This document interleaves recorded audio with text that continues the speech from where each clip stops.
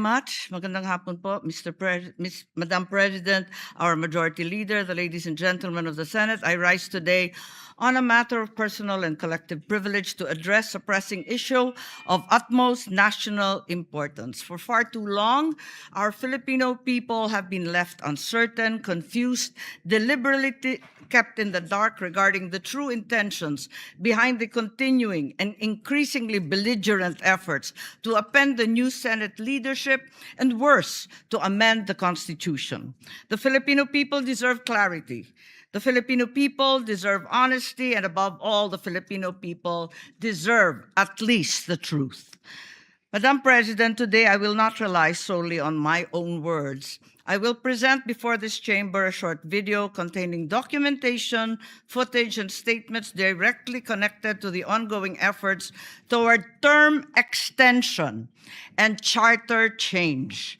With your permission, therefore, may we now direct the technical team to play the video presentation.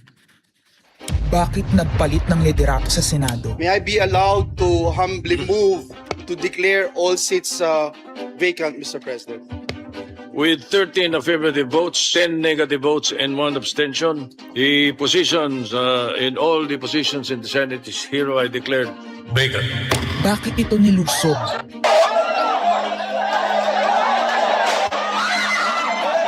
Bakit patuloy ang pananakot? Talagang garabalan, obvious na obvious, iniisa-isa ang majority.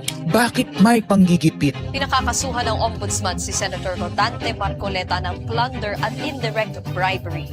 Bakit may pambabaluktot ng kwento? Nililito nila ang publiko. Ang kainan ay naganap alas 4 ng hapon. Ang barilan alas 7. Pinagmamalaki nilang may nangangamusta. Si Camille Villar ang unang nag-update. Saka sila nagsi-reply. Last convo, 4 p.m. Next chat, 10 p.m. Bakit may demolition job? Bakit may pait? Bakit hindi matanggap? Napakaraming bakit. At narito ang mga sagot. Pero bago ang katotohanan, wasakin muna natin ang kasinungalingan. I, Alan Peter Shram Cayetano, having been elected to the position of Senate President, Hindi nagpalit ng liderato para sa impeachment. Hindi totoong pinapakalat ng mga nabulaga. Ito this time, medyo nagkabulagan. Ang impeachment ay labanan ng numero. Hindi ang mga Duterte aligned ang dapat mangamba, kundi ang mga sa umpisa pa lang ay may hatol na. Ang sinasabi, sir, ng ibang mga kritiko, itong Senate leadership shake-up ay tungkol lang daw sa impeachment. Lahat na i-connect. As I told you, may 12 kami. Si Bato is 13. So kahit nawala naman siya, ang pinag-uusapan dito is whether or not you will be able to get 16 votes. Hindi siya ang pagmumulan ng 16 votes. Wala siya doon eh. 12 kami. Bakit kami magkuku? May 12 na kami kung ang pinag-uusapan lang natin eh, impeachment. Actually, 9 lang ang kailangan para ma-dismiss. Yes, 12 kami.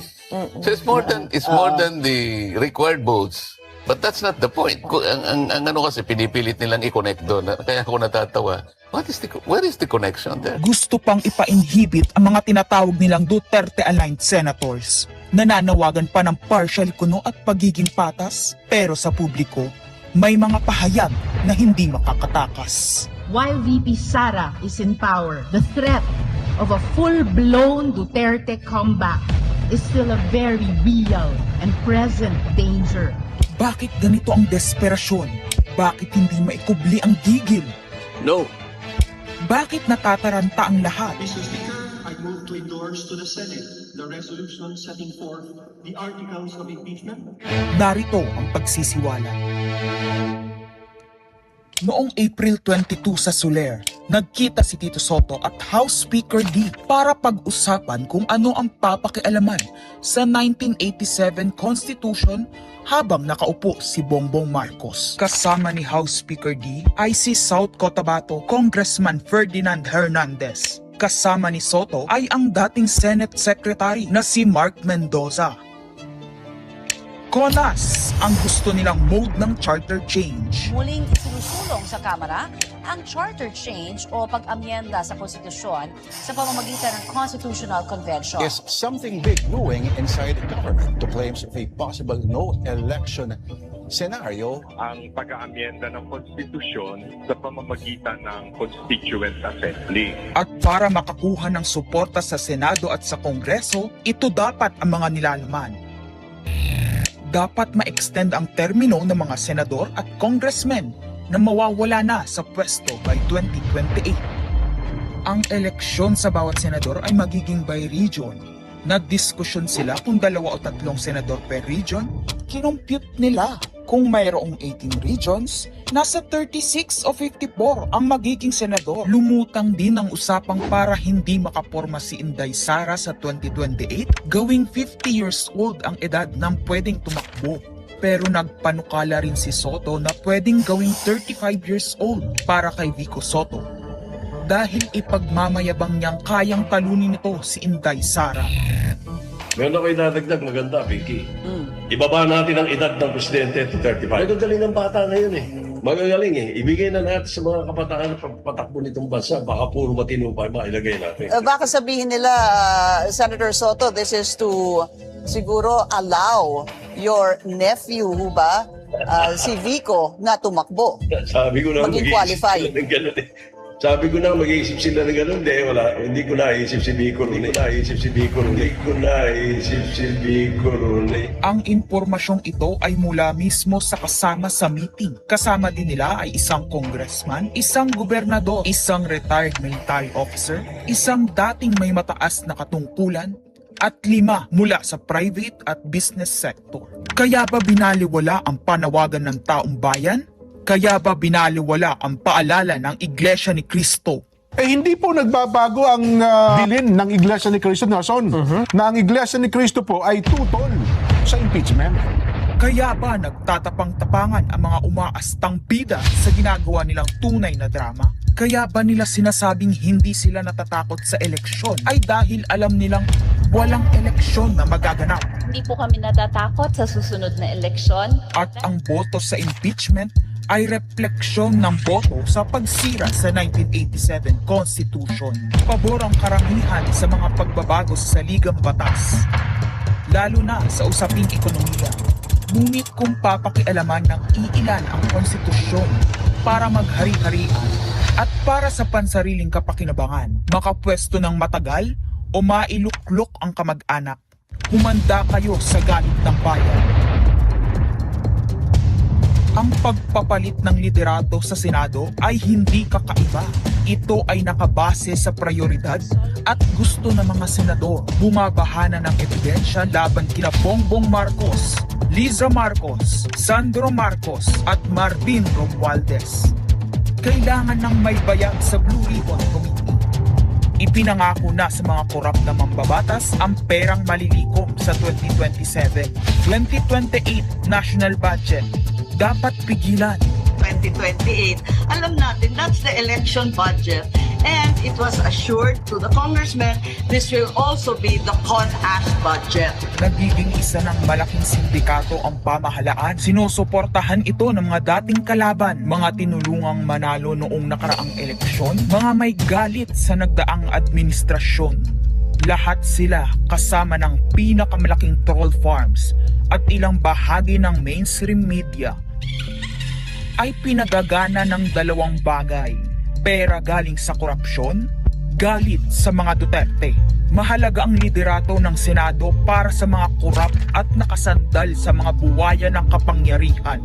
Ngunit mas mahalaga ito sa mga naninindigan na ang Senado ay bantayog ng konstitusyon na hindi dapat tinatakot, sinusuhulan at iniipit upang maging tau-tauhan. Maaaring hati ngayon ang Senado. Maaaring kanya-kanyang bersyon ng kwento. Wala nang pakialam kung ano ang totoo. Isa itong indikasyon na gumagana ang demokrasya. Kailangan lang maalala ng bawat senador na kahit sila ay may kapangyarihan, hindi dapat nila malimutan magpakatao. Sa kabila ng lahat ng problema, pinakamababang halaga ng piso sa kasaysayan, mataas na bilihin at gasolina, kawalan ng trabaho, halos wala nang makain, nagpapakamatay na mga magsasaka. Ang inuuna ay politika, impeachment at kung ano-anong propaganda para mabalik ang kontrol sa Senado ng mga nangako na maisakatuparan ang pagpapahaba ng panahon sa kapangyarihan. Kung magde-deny yung mga nandoon sa meeting na yon at pabubulaanan yung aking sinabi, then sasabihin ko kung sino ang nagsiwalat sa amin. Kasi magugulantang ang buong bansa pag siniwalat ko kung sino yung nagsabi sa amin.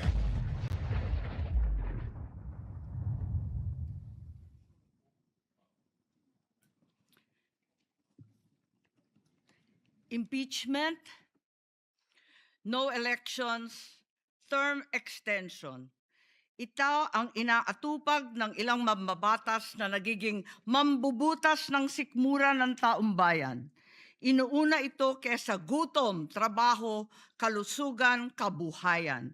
Gusto nilang pahabain ang paghihirap ng Pilipino, gusto ata nilang gumapang ang bayan sa dusa, gaya ng paggapang ng mga buhaya sa kaban ng bayan at konstitusyon.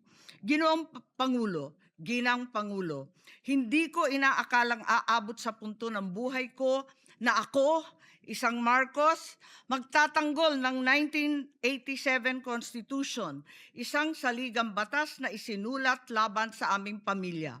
Pero sa huling pagbisita ko sa libingan ng mga bayani sa puntod ng aking ama, pinaalala ako ng mga katagang nakasulat sa kanyang himlayan, Pilipino. At bilang Pilipino, bilang isang lingkod bayan, bilang isang kaisa-isang anak ni Ferdinand Marcos na may lakas ng loob na tumindig para sa ating bansa, dapat protektahan natin ang saligang batas ng Pilipinas. Nitong mga nakaraang linggo, hindi lang ako basta Pilipino, hindi lang ako basta senador, naging reporter pa at vlogger dahil walang mag-cover sa totoong nangyayari. Pero napakaraming nagko-cover up sa mga korap na politiko. Kung meron nakakaalam sa galit ng bayan pagdating sa pagpapahaba ng poder sa kapangyarihan, nasa unahan na ako ng listahan. Hindi ako makakapayag na walang maisabuhay sa mga aral ng kasaysayan. Noong naharang natin ang PI na yan, People's Initiative, noong Enero 2024, hindi naman sila tumigil.